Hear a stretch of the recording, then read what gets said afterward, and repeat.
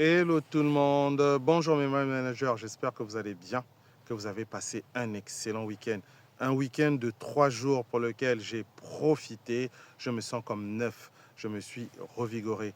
Mes managers, pour une semaine qui va commencer bientôt, la semaine prochaine dans quelques heures, n'oubliez pas ceci que la vie se joue sur quelques centimètres comme au football. Vous arrivez un pas en avance, en retard, quelques minutes plus vite ou en retard, vous ne marquez pas, vous ratez la fenêtre de tir d'opportunité.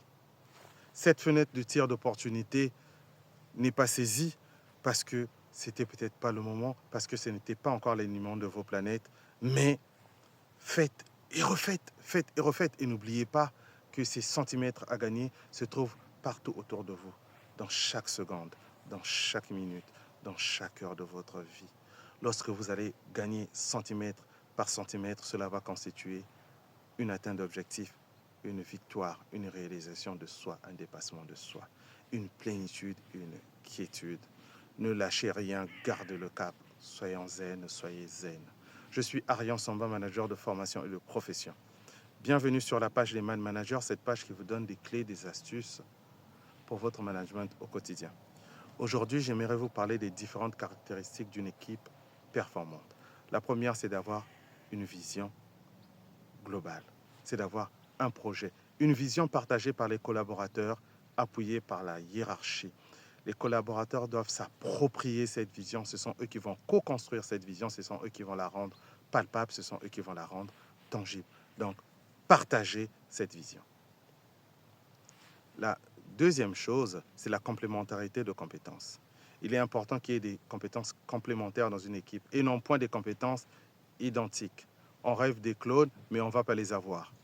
Il est très important d'avoir cela parce que lorsque les compétences sont différentes, cela met bien en musique l'efficience et l'efficacité. La complémentarité est très bonne dans une équipe. Même la nature nous l'apprend.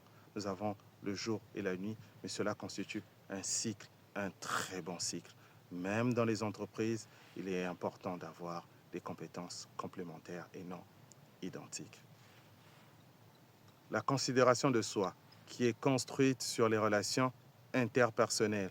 Parce que dans les entreprises, cela se remarque lorsque des personnes dans un service n'arrivent pas à construire des relations. Cela empiète sur le dynamisme de service, sur le dynamisme de l'entreprise. Mais pour construire ces relations interpersonnelles, quelquefois autour d'un café, autour d'un repas, l'on échange sur des passions que l'on découvre communes, sur des hobbies qu'on découvre assez communs. Et cela crée une synergie, cette partie cachée de l'iceberg qu'on n'arrive pas à lire. Et après cela, cela se manifeste dans le service, dans le travail effectué. On remarque des synergies de trio, de binômes, etc.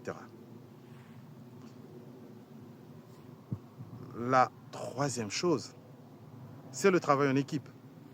Le travail en équipe qui doit être manifesté par une confiance mutuelle, par cette notion d'appartenance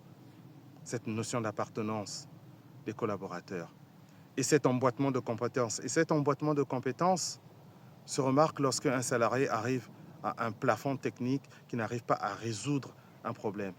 Et l'autre collaborateur vient pour additionner sa compétence complémentaire qui est différente et pour réaliser, accomplir une tâche dans l'entreprise. Notion de co-responsabilité qui est portée par les collaborateurs. Et cela vient naturellement s'additionner. Tout cela doit être mis en musique par le manager, mais à travers une communication fluide,